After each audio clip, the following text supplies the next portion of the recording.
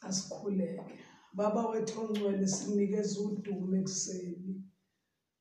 Siyabonga ukusihambela, siyabonga ukusihlola. Lisho njalo izwi lakhe encwadini kaJobe. Lathi uyini umuntu ukuba umuntu umthande, umuntu umhambele njalo ekuseni umhlole. Siyabonga ukusivusa, siyabonga ukusiphilisa, siyabonga ukulwa izimpi zethu zobumnyama uyichithe ngamandla okusho kwezwi lakho. Siyabonga ngezethembiso zakho eziqine kunentaba. Zonke izinto oyithembisileyo uzesekele ngegazi lakho elinqabileyo. Sikunikeza udumo ekuseni nangalokhu kumemeza akhulume ngakho Isaya ethi memeza utshele izwe ukuthi yonke inyama iwutshani nobukhosi bayo bunjengembali ebunayo. Utshani buyabuna, imbali yavuthuluka, kodwa izwi likaNkulunkulu limi kuze kube phakade.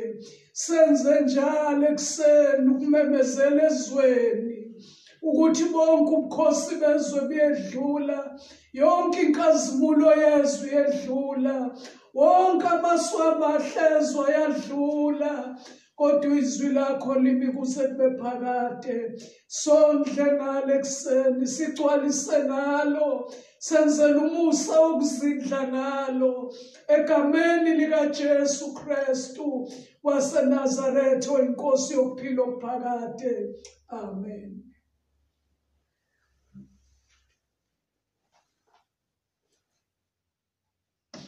Angibingelele abantwana bakaNkulunkulu emagumbini omane omhlaba.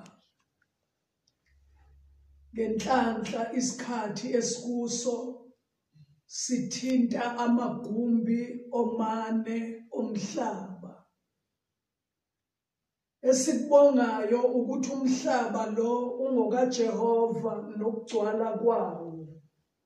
Izwe nabahlezi kulo, uNkulunkulu wamabandla umi ngaphezulu. Izwi lakhe lithi izulu liyisihlalo sakhe, umhlaba lo uyisenabelo sey'nyawo zakhe. Ngakho-ke ngibingelela zonke iy'dalo zikaNkulunkulu ezinomoya wokuphila phakathi kwazo, ezaphefumulelwa uNkulunkulu, ezingafani ney'lwane, kodwa bonke abanomoya kaNkulunkulu phakathi kwabo ekuseni. Ngithi ngiyabingelela egameni elihle lenkosi yethu Jesu Kristu.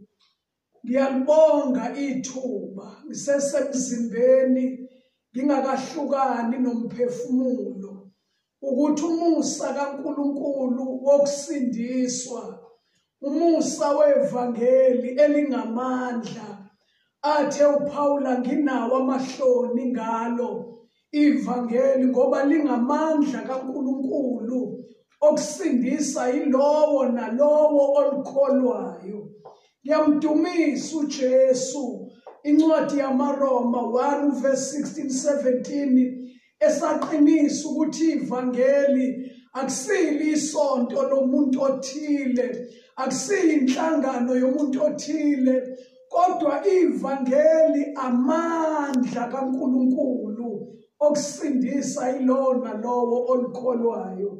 Ngiyambonga nami uJesu ngoba ngisimshumayeli, kodwa ngingumuntu ofakazayo ngalokho engikwaziyo nengikubonileyo. Iye ingimangaze njalo incwadi yokuqala kaPetro uma ithi sasingalandeli inganekwane, kodwa sasingababonayo amandla obukhosi bakhe. Ngiyambonga uJesu ekuseni ukuthi nami ngibe ngomunye ongalandelanga inganekwane, kodwa ngibe ngomunye wababona amandla obukhosi bakhe. Angiwabonanga ngamehlo nje, kodwa ngiwabonile amandla obukhosi bukaJesu empilweni yami, emzimbeni wami. Ngiwabonile amandla obukhosi bukaJesu engqondweni yami. Ngiwabonile amandla obukhosi bukaJesu eyimeni njengiphila phakathi kwazo. Ngiyawabona amandla obukhosi bukaJesu. Lobu bukhosi angabuvothelwanga, kodwa ubukhosi abunikezwe emaphakadeni. Hlawuyise emqamba ethi uJesu, bese lithi iBhayibheli onguKristu lisho ukuthi uJesu lo ogcotshiwe. Ngiyabonga ukuthi nami ngibe ingxenye yokufakaza ngalamandla obukhosi bukaNkulunkulu obambulwa ngoKristu Jesu inkosi yethu. Ngiyambonga uJesu. Ngibonga nje ukuphila okuphakade angiphe khona, ngakho ukufa nokuvuka kwakhe nama ngenzela isabelo egazini lakhe lachitheka lingenacala, ukuthi nezami izono zihlanzwe, nawo amacala esulwe, neyami ingqondo iguqulwe, kuze kuthi umqondo wawukhona naKristu Jesu ube khona nakweyami impilo. Ngangenzeni ukufumana umusa ongaka? Ngiyambonga uJesu. Kuyafika nje ukuthi ngingakalifundi izwi lenkosi angimbonga uJesu. Ngiwumuntu wesifazane, kodwa uJesu angenzela umusa nje wesambulo sevangeli, eyazi indlela engizoyihamba emhlabeni, eyazi impilo engizoyiphila, ezazi inselele zokuphila, inselele zokukholwa, inselele esihlangana nazo endleleni yokulandela uJesu, kodwa enza isiqiniseko ukuthi uyamambula yena eyindlela neqiniso nokuphila. Embula izwi lakhe kuIsaya 49 ethi noma wesifazane angakhohlwa ingane yakhe encelayo, angabi namusa endodaneni yesibeletho yesizalo sakhe, uthi yebo bona bangakhohlwa, kodwa mina ngeke ngikukhohlwe wena. Uthi esandleni sami ngikubhalile, izingange zakho zisesandleni sami. Ngiyambonga uJesu, kugcwele ibilini zempilo yami ukuthi ngithi ngiyambonga uJesu. Ukuba uJesu akafikanga, angazi ngabe ngikuphi, angazi ngabe ngenzani, angazi ngabe nginjani, kodwa ngiyambonga uJesu ongamandla ami noyinsindiso yami, okukhanya kwami. Ngizokwesaba bani na? Ngiyawabonga amandla kaNkulunkulu ayivangeli aba isambulo nakweyami impilo. Thanda singene ezwini likaJesu esindiswa ngalo, esizalwa ngalo. Athe uPawuli wathi ngokusithanda kwakhe uNkulunkulu wasizala ngezwi lakhe, ngokusithanda kwakhe wasizala, wasenza saba ngabantwana, wasenza saba ngabendlu kaNkulunkulu. Ngiyabona emakuhlangene imindeni ukuthi ayihlangane ngezizwe, ayihlangane ngeyigodi, bese kufika la kuthiwa khona lo mndeni ke manje awuhlangane ngokwezindlu. Ngiyamdumisa uJesu ukuthi nakhona lapho ngingelutho angenze nami ngibe yilungu lomndeni wendlu kaNkulunkulu ngokuzalwa ngegazi likaJesu Kristu inkosi yethu. Ekseni ke namhlanje ngibekelwe enhlizweni yami uyena uNkulunkulu ngomoya wakhe ongcwele ukuthi sibheke nansi incwadi kaGenesis isahluko sesithupha. Incwadi yokuqala eBhayibhelini uGenesis isahluko sesithupha. La ngikhuluma khona kuthiwa ukwanda kobubi babantu. Emva kokuthi uNkulunkulu ebadalile abantu, siyayazi indaba wababeka ensimini yaseIdeni esabeka uAdam nje kuphela. Bese lithi iBhayibheli emva kwesikhathi uNkulunkulu wabona ukuthi umuntu akuhle ukuthi ahlale yedwa. Wathi ngizomenzela umsizi onjengaye. Wasebehlisela ubuthongo obukhulu uAdam. Wakhipha ubambo la ngasenhlizweni yakhe. iBhayibheli lithi wabumba owesifazane wamnika igama lokuthi lona-ke ukuphila, wathi u-Eva. Mayesemphaphamisa u-Adam umnika u-Eva, u-Adam uthi impela lo uyithambo lethambo lami, uyinyama yenyama yami. Uze uthi u-Adam ngempela umuntu u-Adam uyoshiya uyise nonina anamathele kumkakhe bese bebanyamanye. Kungemva-ke kwazo zonke lezo imangaliso uNkulunkulu mayebabeka la ensimini yaseIdeni usebeka nje umthetho wodwa uthi nizobusa, nizoqamba iy'lwane, nizetha amagama, ekugcineni uthi nizodla konke okuyisithelo esila ensimini. Kodwa yinye into engimbekela yona, umuthi wesithelo ophakathi nendawo, wona-ke ningadli kuwo ukuze ningafi. Yilo myalo nje owodwa, wangabekelwa iy'lwane kodwa wabekelwa abantu, ngoba uNkulunkulu edala wayephefumulela umoya wakhe kumuntu, hayi ey'lwaneni.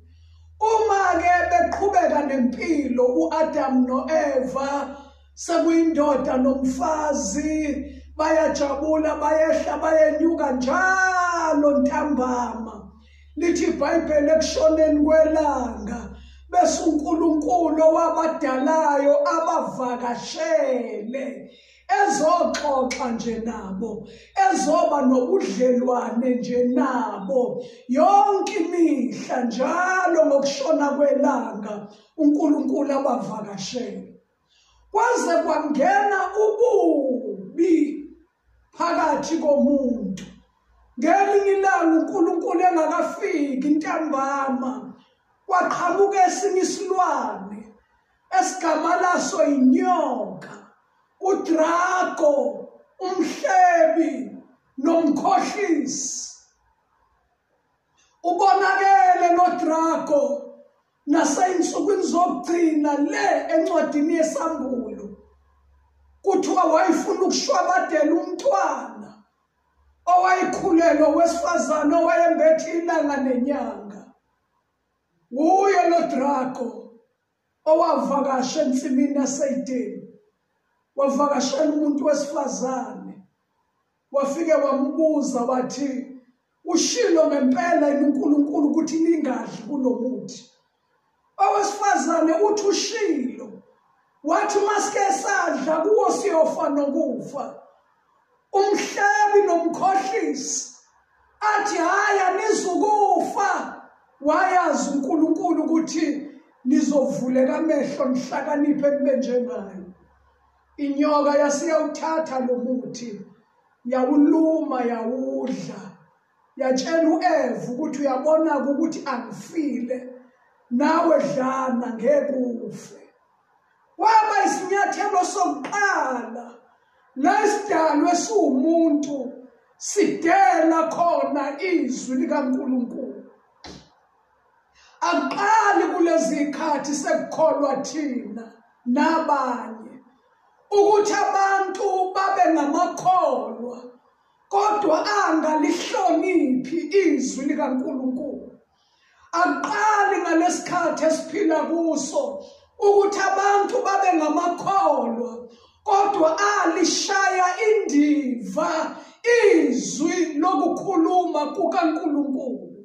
Waqala u-Eva wathi enyokeni wathatha isithelo wasidla naye, wagijima naso wayendodeni, wathi dlana nawe nami sendidlile. IBhayibheli lithi no-Adamu walidela izwi likaNkulunkulu, wathatha izwi lomfazi naye wadla. Isifo esivamile, kodwa saqala khona lapho ukuthi abantu abadalwe ngomfanekiso kaNkulunkulu bazijwayeze kuze kube segazini ukuzibiza ngamakholwa, kodwa angalihloniphi izwi likaNkulunkulu, angalesabi izwi likaNkulunkulu, angalilaleli izwi likaNkulunkulu, angaligcini izwi likaNkulunkulu. Aqali namhlanje kuyinto endala eqale kuyincwadi kaGenesise yaze yaqhubula ulaka lukaNkulunkulu. Ngicela ke sifunde kusukela kuvesi number 5. Ngenxa yesikhathi sizoweqa amavesi kule chapter bese ngiwasummarize wonke ukukunika wonke umqondo wendaba. Lithi izwi lenkosi kuvesi number 5 kuchapter 6, kepha uJehova wabona ukuthi ububi bomuntu bukhulu emhlabeni, nokuthi zonke izizindlo zemicabango yenhliziyo yakhe zimbi njalo. Wayesezisola uJehova ukuthi wayebenzile abantu emhlabeni, wadabuka enhlizweni yakhe. uJehova wathi, abantu engibadalileyo ngizakubachitha ebusweni bomhlaba. Yebo abantu nezinkomo nezilwanyana ezinwabuzelayo nezinyoni zezulu, ngokuba ngiyazisola ukuthi ngibenzile. Kepha uNowa wayetholile umusa emehlweni kaJehova. Uma kungena isono usafarisha ngisho imvelo. Uma kungena isono sokuphambana nezwi likaNkulunkulu, imvula iyagodlwa, uchithela isikhonyane emhlabeni, kufilwane iswela amanzi notshani, ngoba uNkulunkulu ejezisa umuntu ngenxa yokona kwakhe. Uma siqhubeka ke lapha siyezwa manje inkosi sinqumile ukuthi ngizodedela uZamcolo emhlabeni. Kuyamenyezelwa ukuthi kuzofika uZamcolo, uNkulunkulu azobhubhisa, shabalalise yonke into esebusweni bomhlaba, abantu nezilwane, inyoni ey'ndizayo, zinyoni ey'hamba phansi ney'lwane ey'gaqayo, iy'lwane ey'ngaphansi kwamanzi. Yonke lento uNkulunkulu wanquma ukuyishabalalisa, ayibhubhise ngenxa yobubi bomuntu, ububi benhliziyo, ububi bemicabango, ububi bezizindlo, ububi bokungaqali ucabanga ukuthi uma ngenza lokhu uthini uNkulunkulu ngakho, kuhle noma kubi na, ngoba sanikwa leyo ngqondo yokwehlukanisa okuhle nokubi. Uma inkosi ithatha isinqumo sokuthi izowuchitha umhlaba izowupanisha, umhlaba izowujezisa, abantu abakhile emhlabeni bazochithwa, isiphinda futhi ikhipha umyalo wesibili engicela amakholwa avuma ukuthi ayakholwa, landela uJesu, avule indlebe awulalele lo myalo. uthi uNkulunkulu kuNowa, ngoba wena ufunyana uqotho, ufumene umusa emehlweni ami, umuntu ongesabayo, yakha umkhumbi, ngoba ngizothumuza umxholo ozobhubhisa bonke ubuso bomhlaba. Wena-ke Nowa, tshela abantu ukuthi akwakhiwe umkhumbi. Lo mkhumbi uma wakhiwa, uNkulunkulu okhipha iplani yawo, ukuthi iplani yalo mkhumbi ngifuna ibe nje. Uyena oshoyo izilinganiso zomkhumbi, uthi ngifuna ubude balo mkhumbi bube amamitha awu-300. Ngifuna ukuphakama ububanzi balo mkhumbi bube ngamamitha ama50. Ngifuna ukuphakama kwalo mkhumbi bube amamitha ama30. Ngifuna lo mkhumbi mase wakhiwa, ifastela lawo libe phezulu. Siyazi ukuthi ayikho indlela yenziwe yakhiwe ibe nefastela elibheke phezulu. Wonke amafastela akhiwayo ezindlini zabantu, amafastela aseyinhlangothini, ukuze abantu bawafaka amakhethini, bavule kungene ukukhanya, kungene umoya.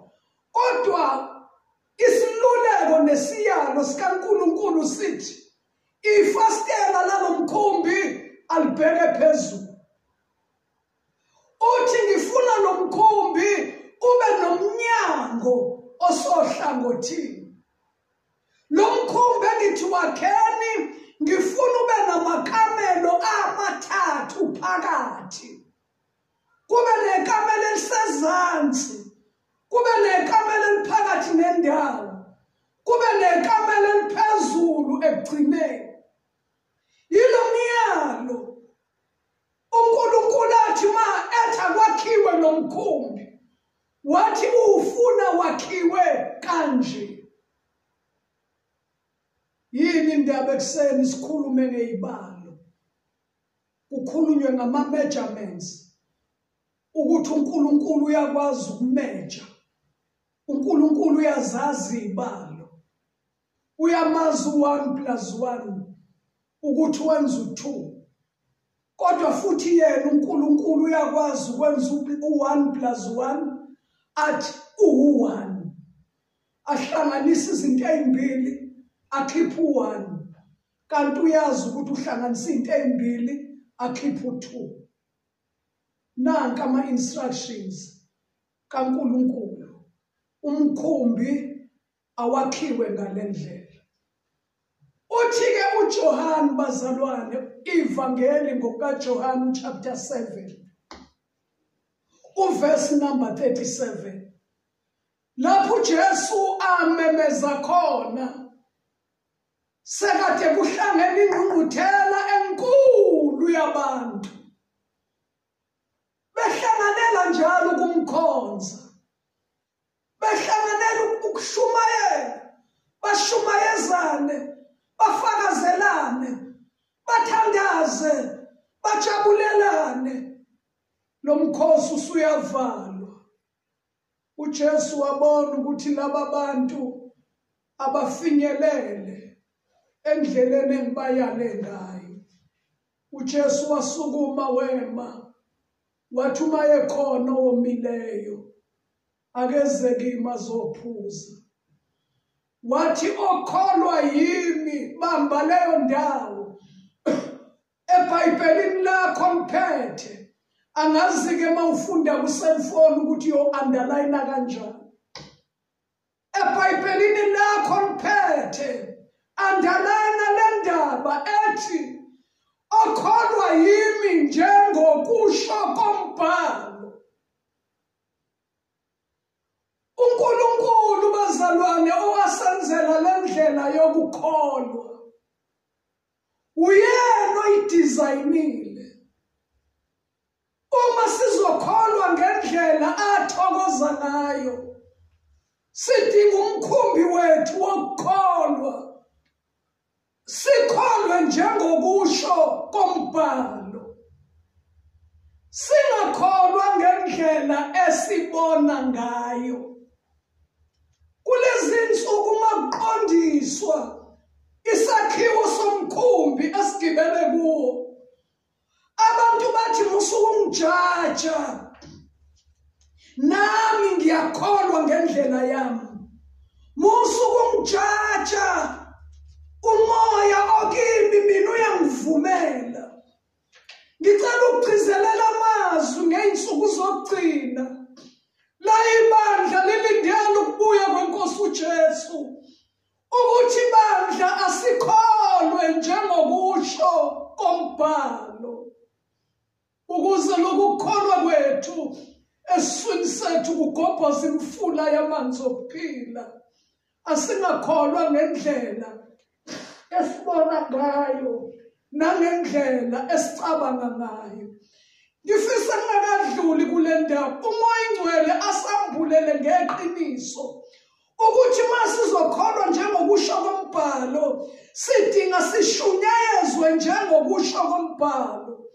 Abantu abashumayela ivangeli bawabambisise kahle ama-measurements, ilinganiso zomkhumbi esibizela kuwo izwe elibhubhayo. Kungenzeki kube khona owenza ibala ezingaphansi athi wenzela kube lula kubantu. Kungabi khona owenza ibala ezeqile khona kuzothiwa ukushumayela kanokuqinile. Kodwa akube ngangesilinganiso sokwakhiwa komkhumbi. Okholwa yimi njengokusho kombhalo, ongenile emkhumbini, owakhiwe njengokusho kukaNkulunkulu. Ngicela ukucacisa ukuthi enye into ukujaja umuntu. IBhayibheli alisivumelanga noma uyashumayela noma uyikholwa nje ukuthi sibe abantu abahlulela abantu. Ngoba uthi uNkulunkulu asikwazi ukwehlulela thina ngesahlulela esiqinisileyo. Thina sijaja ngamehlo, sijaja ngokubona, kanti uNkulunkulu wahlulela okusenhlizweni. Kodwa into esimiselwe lithi iBhayibheli ngixwayisele bona. Uma ngithatha le nkemba yezwi likaNkulunkulu ngixwayisa umhlaba ukuthi indlela yokuphila nokuphakade ayihambi lapho, ihamba la. Ngisuke ngingawujaji umhlaba, kodwa ngenza into kuthiwe angiyenze, ngixwayisele bona. Hlukanisa ukujajwa nokuxwayiswa.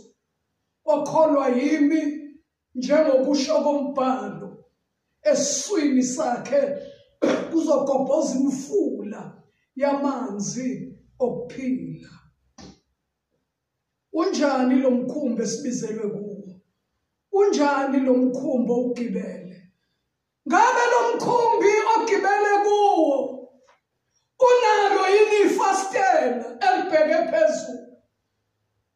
Ngoba into esizayo ukuthi makufika ivunguvungu, kufika iphepho, kufika uzamcolo ozobhubhisa amehlo omuntu, athi uDavide waphakamisela phezulu, ukwazi ukubonana noNkulunkulu wakho, ukwazi ukuxhumana naye, ngoba usizo lwabantu abagibele kulo mkhumbi luvela phezulu, alukho kubantu.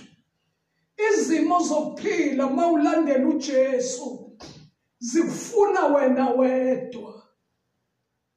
Noma uyiwele awukwazi ukudonsa iwele lakho uthi ngibambise, nazi izimpi zemoya iphambana nami. Noma uganile awukwazi ukubiza indoda yakho uthi woza ungimise, nazi ivunguvungu ziphambana nami. Nendoda ikwazi ukubiza umfazi, ithi woza sithandwa sami, woza uzongilwisa, nazi izimpi zendlela. Ifuna lento ukuthi umkhumbi ogibele kuwo excuse me, wenza isiqiniseko sokuthi likhona leli fastela. Uma ngikhala kuJehova uyangizwa, izwi lami liyafinyelela kuye. Uthi uDavide ekuhluphekeni kwami ngakhala kuJehova, uJehova wangiphendula. Ngabe umkhumbi ogibele unalo yini ifastela elibheke phezulu? Ngabe umkhumbi ogibele ukhona yini umnyango osohlangothini? Lo mnyango igama lawo uJesu. KuJohane 10 uyishilo uJesu, wathi mina ngiyisango, umuntu engena ngami uyasindiswa. Akudingi uyibone usuphakathi emkhunjini kanti awungenanga ngomnyango. Umnyango walomkhumbi uJesu waseNazaretha. Akukho kunye, alikho elinye isango, awukho omunye umnyango. iBhayibheli lithi bonke abangena ngezinye indawo bangamasela nabaphangi. Ngoba uzongena kulomkhumbi, umkhumbi okwazi ukukhuphuka. Uma sekufika ikhukhula, lo mkhumbi ukhuphuke, kugcwala amanzi emhlabeni, lo mkhumbi ukhuphuke, ngoba wakhiwe njengokusho kombhalo. Lo mkhumbi okuwo ungene ngomnyango na, noma wazalelwa khona? Bayibasho njalo abanye uma ubuza ukuthi wasindiswa nini, athi kade nje ngavela ngisindisiwe. Insindiso ngayincele ebeleni, ayihambi ngokuncele ebeleni.